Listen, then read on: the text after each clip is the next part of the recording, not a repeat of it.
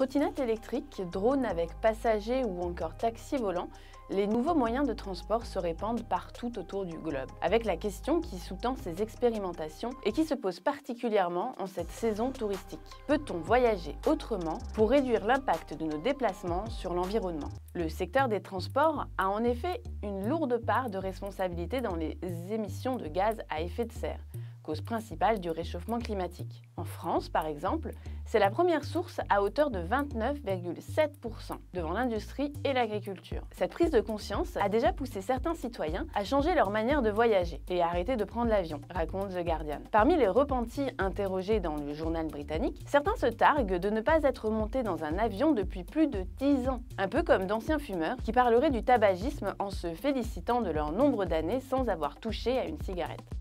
Le secteur de l'aviation est responsable à lui seul de 2% des émissions de gaz à effet de serre à l'échelle mondiale. Et c'est en Suède, où la population vole 5 fois plus que celle des autres pays européens, que le mouvement est né. Il est appelé Flygskam, littéralement la honte de voler. D'après des chiffres rapportés par Bloomberg, les vols domestiques ont diminué de 3% en 2018 dans le pays, alors que le nombre de passagers de la compagnie publique de train a bondi dans le même temps. La question se pose aussi en France, où une proposition de loi a été déposée en juin visant à remplacer les vols intérieurs courts par le train. Mais dans un futur proche, les avions pourraient bien se délester des énergies fossiles et fonctionner de manière plus éco-responsable. Le cabinet de conseil Roland Berger liste pas moins de 170 projets différents de développement d'avions électriques. En juin, l'un d'eux a été présenté au Salon international de l'aéronautique du Bourget à Paris. L'avion Alice, développé par la start-up Eviation, basée en Israël, pourrait transporter 9 personnes sur plus de 1000 km.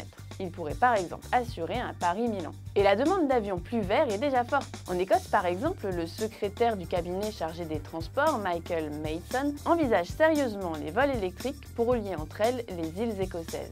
D'autres pistes, comme celle de l'hydrogène et du solaire, sont aussi explorées. Mais ces innovations n'empêchent pas, quoi qu'il en soit, de réfléchir et pourquoi pas de lever le pied. C'est l'expérience qu'a tenté un journaliste allemand pour Die Zeit, guidé dans ses choix par des scientifiques. Il a tenté de rendre son séjour à Barcelone le plus écologique possible. Prendre le train entre Hambourg et la Catalogne prend 7 fois plus de temps que l'avion, certes. Mais vouloir arriver sur place le plus vite possible est la pire manière d'envisager le voyage, affirme-t-il. Les adeptes des escapades en avion sont comme les accros au fast-food. Ils se gavent de belles images vite emmagasinées, mais ne sont jamais vraiment rassasiés.